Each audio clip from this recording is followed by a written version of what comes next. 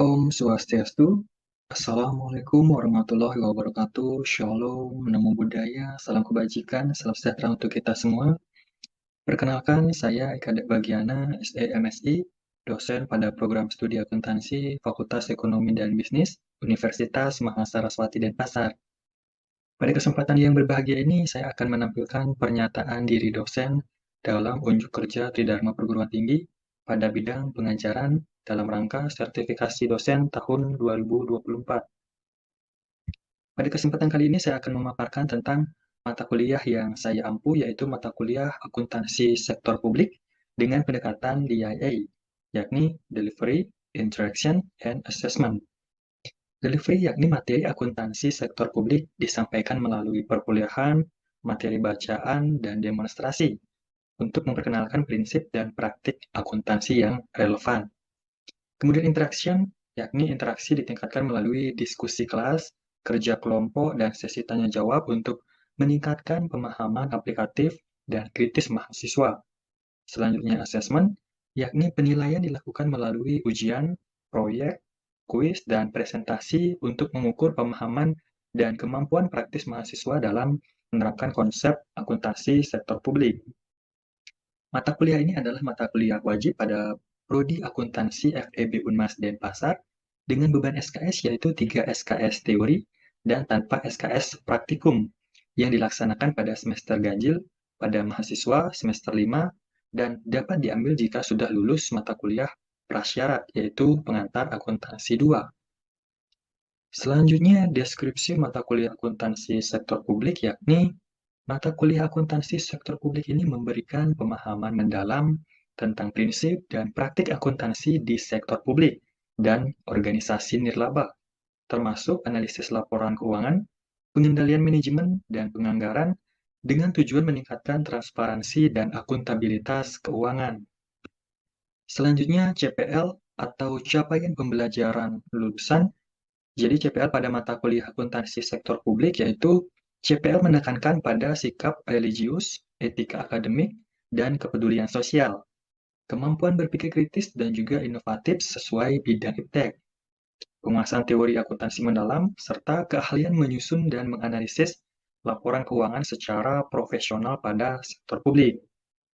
Selanjutnya, capaian pembelajaran mata kuliah atau CPMK, yakni mencakup sikap religius, etika, dan kepedulian sosial, kemudian kemampuan mengambil keputusan dalam penyelesaian masalah akuntansi sektor publik, kemudian penguasaan konsep dan praktik akuntansi, serta keahlian menyusun dan menganalisis laporan keuangan dan kinerja organisasi sektor publik. Selanjutnya, materi pembelajaran dalam mata kuliah akuntansi sektor publik terbagi menjadi 14 sub CPMK yang dirancang untuk memberikan pemahaman komprehensif tentang berbagai aspek akuntansi dan manajemen keuangan di sektor publik dan juga organisasi nirlaba. Pada sub CPMK 1 sampai 4 berfokus pada pemahaman dasar akuntansi sektor publik, termasuk gambaran umum, akuntansi keuangan, dan juga laporan keuangan. Kemudian sub CPMK 5 dan 6 lebih lanjut membahas akuntansi manajemen dan sistem pengendalian manajemen. Dalam sub CPMK 7 dan 8, mahasiswa diajarkan tentang penganggaran dan juga jenis-jenis anggaran yang digunakan dalam sektor publik. Sub CPMK 9 dan 10 menggali lebih dalam tentang APBN, APBD, serta strategi belanja dan investasi. Kemudian sub CPMK 11 dan 12 memberikan keahlian dalam penilaian kinerja dan analisis rasio keuangan organisasi sektor publik. Terakhir, sub CPMK 13 dan 14 berfokus pada audit, meliputi proses dan kinerja audit di sektor publik. Setiap sub CPMK dirancang untuk memastikan mahasiswa dapat menjelaskan dan menganalisis komponen-komponen penting yang mendukung transparansi dan efisiensi dalam pengelolaan keuangan publik. Untuk memahami akuntansi sektor publik secara mendalam, beberapa referensi penting dapat dijadikan sebagai panduan, mulai dari buku Bagiana 2023 dan Mardiasmo 2018 yang menyajikan konsep dasar akuntansi sektor publik di Indonesia. Sementara Jones dan kawan-kawan tahun 2010 menawarkan perspektif internasional. Selanjutnya Ikatan Akuntan Indonesia 2010 dan Peraturan Pemerintah Republik Indonesia tahun 2005 memberikan kerangka standar akuntansi pemerintahan. Sebagai tambahan, Abdul Halim 2012 dan Mahmudi 2007 khusus mengulas akuntansi keuangan daerah dan penilaian kinerja. Keseluruhan referensi ini sangat berguna untuk memperkuat pemahaman teoritis dan praktis dalam akuntansi sektor publik. Selain referensi dari buku, informasi tambahan juga bisa diperoleh dari internet dan jurnal ilmiah yang memberikan update terkini dan penelitian mendalam tentang topik-topik yang lebih spesifik dalam akuntansi sektor publik. Selanjutnya, sistem pembelajaran. Mata kuliah ini diampu oleh satu orang dosen pengampu dan terdiri dari 16 pertemuan yang dijadwalkan selama 1 semester dengan beban waktu pembelajaran sebesar 3 SKS. Perkuliahan dijalankan melalui kuliah tatap muka dan juga kuliah online untuk memberikan fleksibilitas serta mendukung keterlibatan dan partisipasi mahasiswa. Ujian tengah semester UTS akan dilaksanakan pada pertemuan ke-8, sedangkan ujian akhir semester UAS diadakan pada pertemuan terakhir, yaitu pertemuan ke-16. Selanjutnya, metode pembelajaran yang digunakan yaitu Student Centered Learning, di mana Student Centered Learning atau SCL ini merupakan pendekatan pembelajaran yang menempatkan mahasiswa sebagai pusat proses belajar, mendorong mahasiswa untuk aktif, inovatif, dan reflektif dalam mengembangkan pemahaman mereka sendiri. Dalam pendekatan SCL, metode seperti ceramah digunakan untuk menyampaikan informasi dasar, sementara diskusi tematik dan analisis kasus melibatkan mahasiswa dalam pemecahan masalah nyata dan aplikasi teori. Kemudian simulasi penganggaran dan proyek kelompok menawarkan pengalaman praktis, kemudian mengasah keterampilan kolaboratif dan manajerial.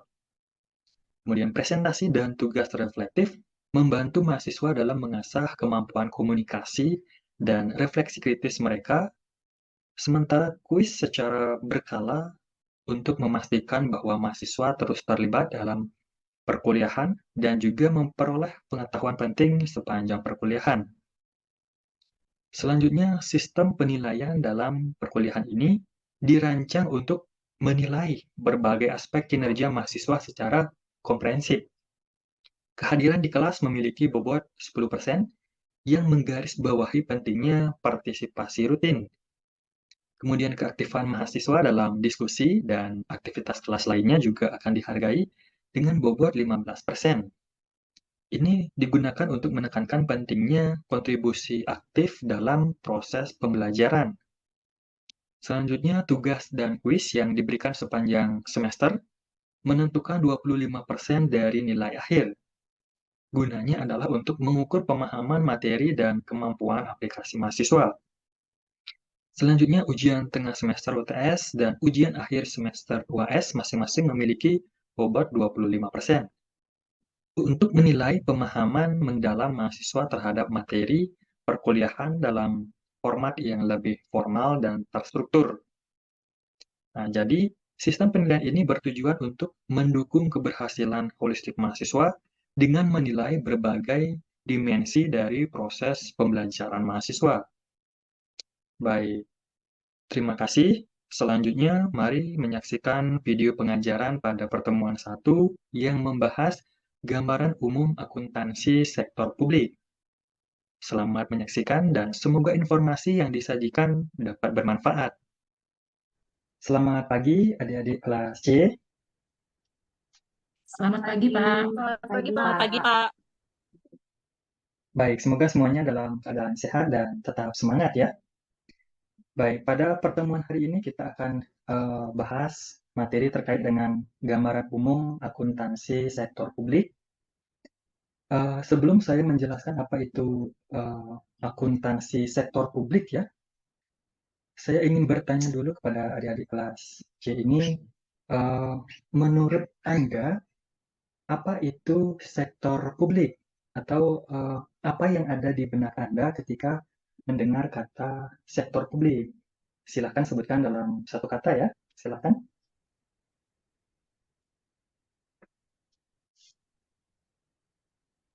Izin menjawab, Pak.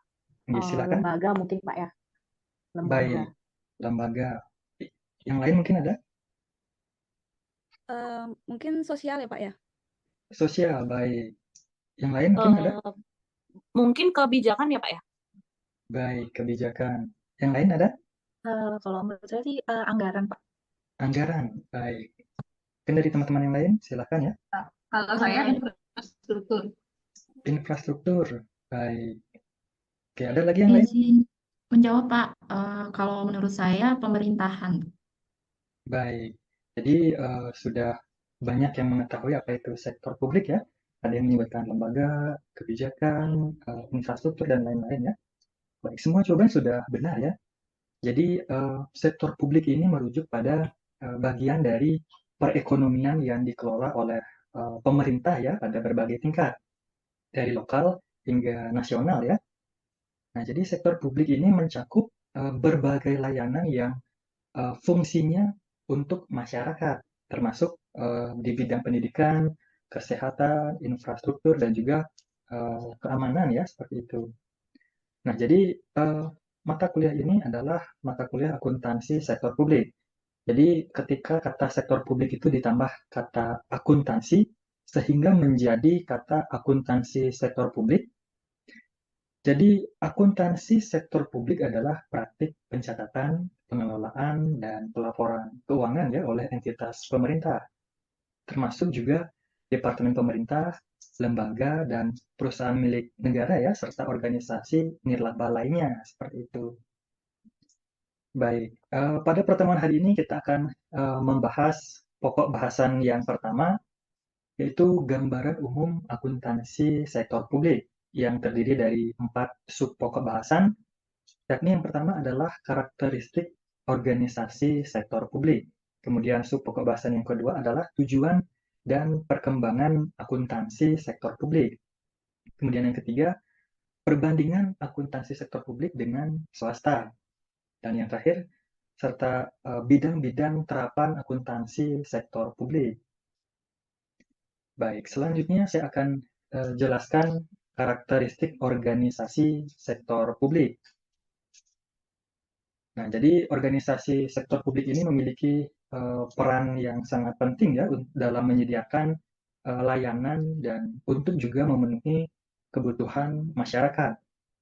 Nah, karakteristik-karakteristik ini membentuk fondasi bagaimana mereka beroperasi dan berinteraksi dengan pemangku kepentingan atau stakeholder.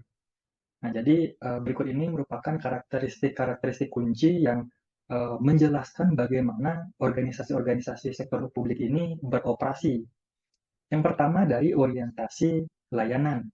Nah, jadi fokus utamanya adalah menyediakan layanan kepada masyarakat untuk memenuhi kebutuhan publik dan meningkatkan kesejahteraan masyarakat seperti itu. Kemudian karakteristik yang kedua adalah pendanaan pemerintah.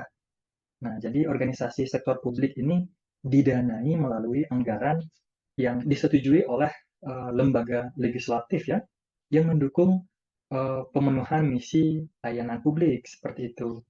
Kemudian yang ketiga ada akuntabilitas dan transparansi. Nah, jadi organisasi sektor publik harus melaporkan penggunaan dana dan kinerja kepada pemerintah ya dan juga masyarakat untuk memastikan transparansi dan juga pertanggungjawabannya. Kemudian yang keempat, pengaruh kebijakan publik. Jadi kebijakan pemerintah ini juga akan berpengaruh besar terhadap kegiatan dan juga prioritas ya.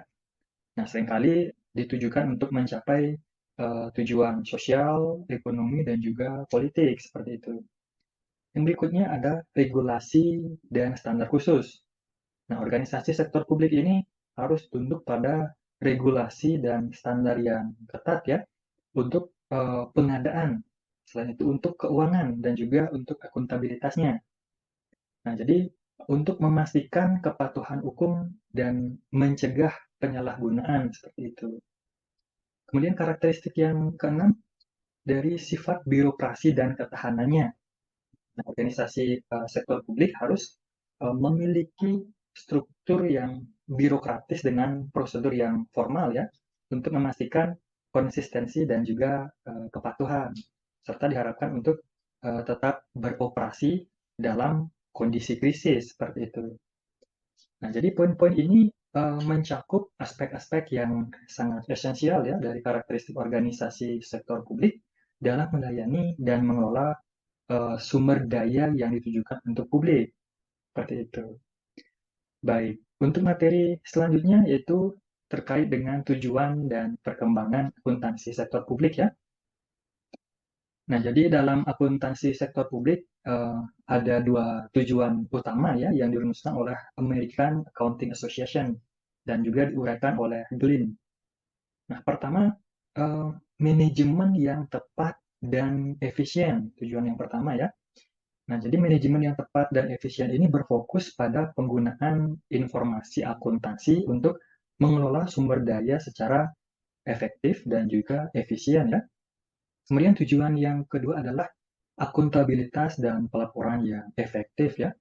Nah, ini menekankan pada kemampuan seorang manajer untuk melaporkan pelaksanaan tanggung jawab mereka dan juga memungkinkan pemerintah melaporkan hasil operasinya serta penggunaan dana publik kepada masyarakat ya.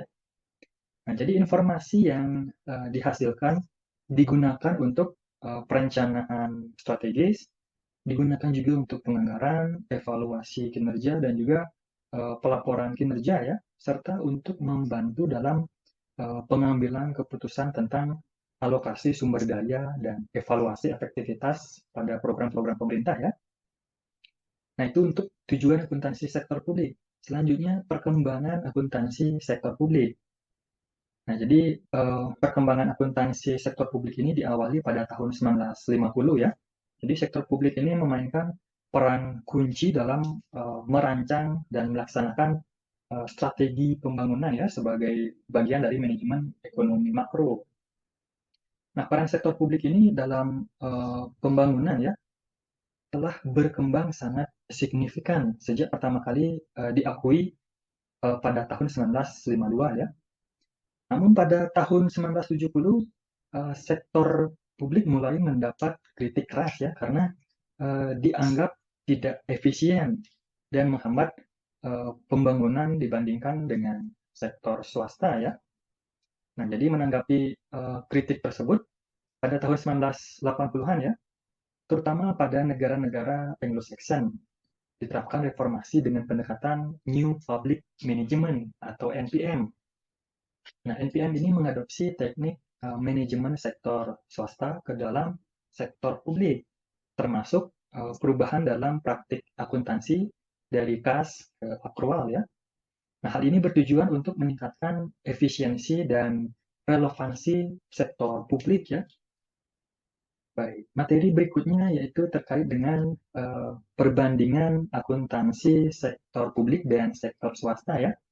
Oke, sebelum ke pembahasan, saya ingin bertanya dulu pada adik-adik kelas C ini, ada yang tahu apa bedanya sektor publik dengan sektor swasta ya? Silakan, yang ingin menjawab bisa langsung open mic ya. Izin menjawab, Pak. Ini silakan. Jadi kalau menurut saya perbandingannya atau perbedaannya akuntansi sektor publik dan swasta, kalau di sektor publik itu dia sifatnya lebih sosial oriented, sedangkan kalau di sektor swasta itu lebih profit oriented. Itu menurut saya, Pak. Baik, terima kasih. Mungkin dari yang lain, silakan. Izin menjawab, Pak. Ya, kalau menurut saya itu perbedaannya dari sistem akuntansinya. Kalau dari sektor publik biasanya itu berbasis kas Pak ya. Kalau sektor swasta itu dia berbasis akrual. Baik, terima kasih atas jawabannya. Ada lagi yang lain? Baik, semua jawaban sudah benar ya. Nah, jadi perbandingan akuntansi sektor publik dan swasta ya. Jadi perbedaan-perbedaan mendasar antara keduanya tentu saja mempengaruhi cara informasi keuangan disusun ya. Selain itu diinterpretasikan dan juga digunakan ya informasi-informasi tersebut. Nah, perbedaan-perbedaan antara sektor publik dan sektor swasta bisa kita lihat dari berbagai aspek ya. Yang pertama adalah dari aspek tujuan organisasinya.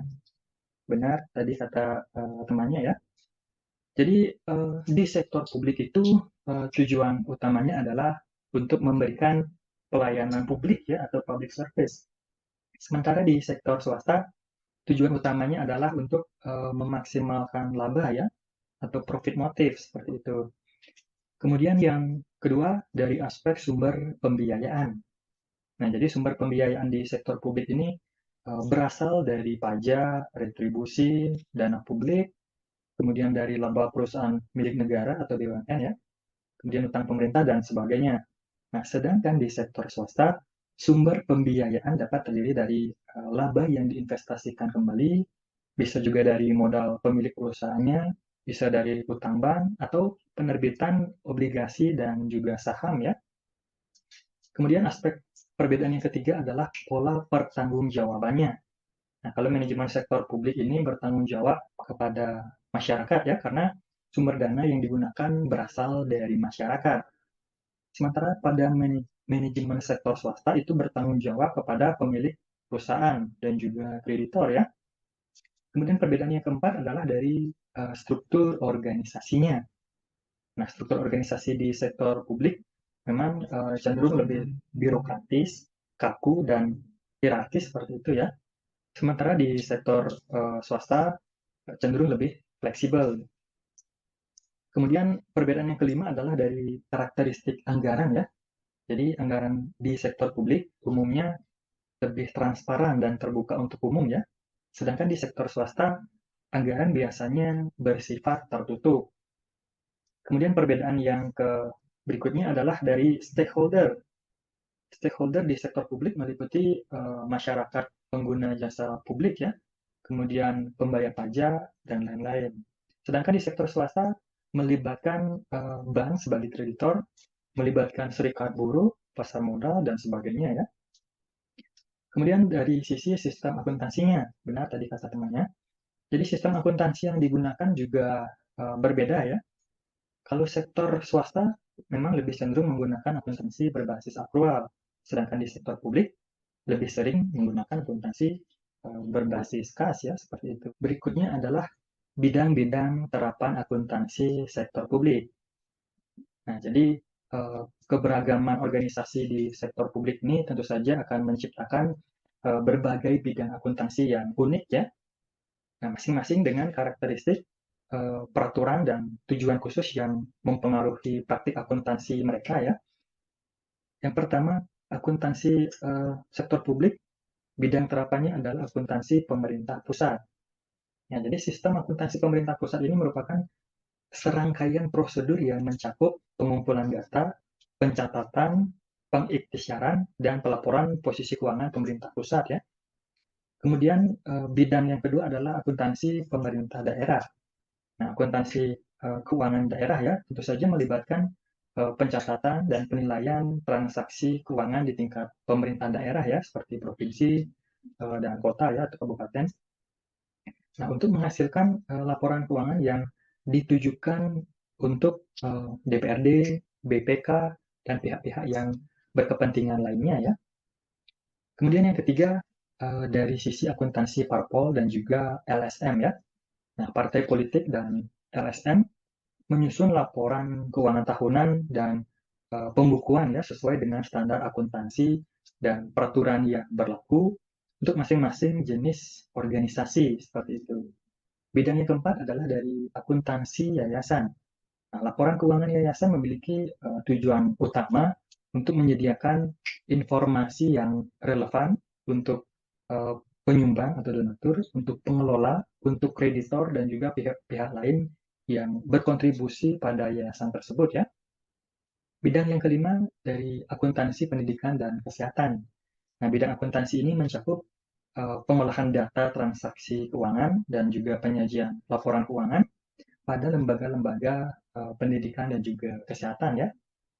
Kemudian bidang yang keenam yaitu akuntansi tempat peribadatan.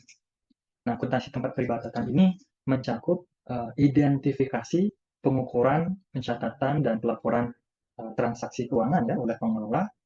Nah, ini dilakukan berdasarkan prinsip keadilan dan juga prinsip kebenaran dan prinsip pertanggungjawaban seperti itu. Oke, baik, mungkin itu saja materi pada pertemuan hari ini. Selanjutnya kita akan masuk ke sesi Q&A. Silahkan yang ingin bertanya bisa langsung open mic ya. Mungkin ada hal yang belum dipahami, mari kita diskusikan bersama-sama. Silahkan. Baik, izin bertanya Bapak terkait pendekatan NPM yang sempat Bapak jelaskan tadi. Ya, silahkan. Kenapa alasan sektor publik tetap juga harus menerapkan praktik dan teknik dalam manajemen swasta, Bapak? Terima kasih. Baik, pertanyaan yang menarik ya. Oke, sebelum saya jelaskan, mungkin dari teman-teman yang lain ada yang bisa memberikan tanggapannya atau pendapatnya, argumennya. Saya persilahkan ya. Silakan, bisa langsung open mic. Izin menanggapi pertanyaan Ya, dari silakan. Bintang, Pak ya. Kalau menurut saya itu mungkin karena alasan efisiensi, jadi untuk mengurangi pemborosan seperti itu, Pak. Terima kasih. Baik, terima kasih atas jawabannya. Oke, langsung saja saya jelaskan. Jadi sektor publik ya perlu mengadopsi praktik pada sektor swasta. Nah, tujuannya untuk meningkatkan efisiensi, benar ya, seperti yang disampaikan oleh temannya tadi. Selain untuk meningkatkan efisiensi, digunakan juga untuk responsivitas dan kualitas layanan ya. Nah, tentu saja ini akan memungkinkan manajemen sumber daya yang lebih efektif dan meningkatkan transparansi serta akuntabilitas ya, sekaligus memperkuat kepercayaan publik dan memfasilitasi inovasi melalui teknologi-teknologi yang baru ya, seperti itu. Baik, mungkin pertanyaan selanjutnya silahkan ya, jika ada yang ingin bertanya bisa langsung open mic ya, silahkan.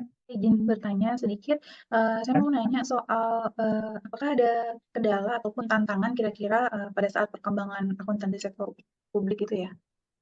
Baik, pertanyaan yang bagus terkait dengan kendala dan juga tantangan ya. Baik, mungkin dari teman-teman yang lain kita akan berikan kesempatan dulu jika ada yang ingin memberikan tanggapannya atau argumennya, saya persilahkan ya. Silahkan, Izin Pak untuk menanggapi pertanyaan dari Dwi. silahkan. Ya, kalau menurut saya terkait kendala dan tantangan organisasi sektor publik mungkin lebih kepada kebijakan dan juga aturan-aturan di organisasi sektor publik itu yang seringkali berubah-ubah. Jadi menyulitkan organisasi sektor publik itu sendiri. Terima kasih Pak. Baik, terima kasih atas jawabannya. Jadi benar ya, dari sisi kebijakan atau aturan-aturan yang selalu berubah-ubah. Nah, jadi perkembangan akuntansi sektor publik ini tentu saja menghadapi tantangan seperti efisiensi, kemudian resistensi perubahan, keterbatasan sumber daya, dan teknologi yang sudah ketinggalan zaman ya, serta memerlukan investasi besar dalam pelatihan dan juga teknologi. Nah, untuk mengadopsi standar-standar baru dan untuk juga meningkatkan transparansi ya. Nah, selain itu dari koordinasi antar lembaga juga sangat vital ya untuk pelaporan keuangan yang akurat dan terkini seperti itu. Baik, silakan jika ada yang ingin bertanya lagi, saya persilahkan. Tidak ada? Baik, karena tidak ada, selanjutnya saya akan mengajak Anda, adik-adik kelas C ini untuk mengerjakan kuis ya. Baik, selanjutnya saya akan mengajak adik-adik semua untuk mengerjakan kuis. Jadi kuis yang akan digunakan yaitu menggunakan platform Quizizz ya. Nah, selanjutnya silahkan adik-adik semua buka browsernya ya. Kemudian boleh ketik joinmyquiz.com atau scan barcode yang ada di layar, atau bisa juga dengan memasukkan kodenya ya. Kodenya adalah 015996. Baik, selanjutnya akan saya klik mulai dan silahkan adik-adik semua untuk fokus mulai menjawab kuisnya ya. Baik, sudah saya klik mulai dan silahkan menjawab kuis.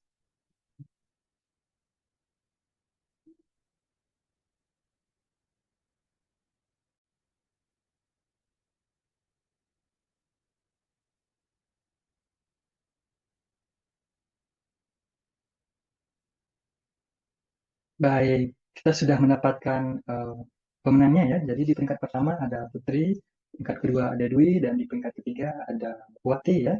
Selamat untuk yang pemenangnya. Baik, itu tadi kuis terkait dengan gambaran umum akuntansi sektor publik ya. Baik, sebelum kita akhiri perkuliahan pada pertemuan hari ini, saya akan berikan satu quotes ya dari Warren Buffett yang bunyinya adalah the more you learn, the more you earn. Semakin banyak Anda belajar, semakin banyak yang akan Anda dapatkan. Baik, demikian perkuliahan pada pertemuan hari ini. Terima kasih telah mengikuti perkuliahan dengan baik. Sampai jumpa pada pertemuan berikutnya, dan selamat pagi. Baik, Ya, terima terima kasih kasih Bapak. Bapak. Terima kasih. Terima kasih Bapak.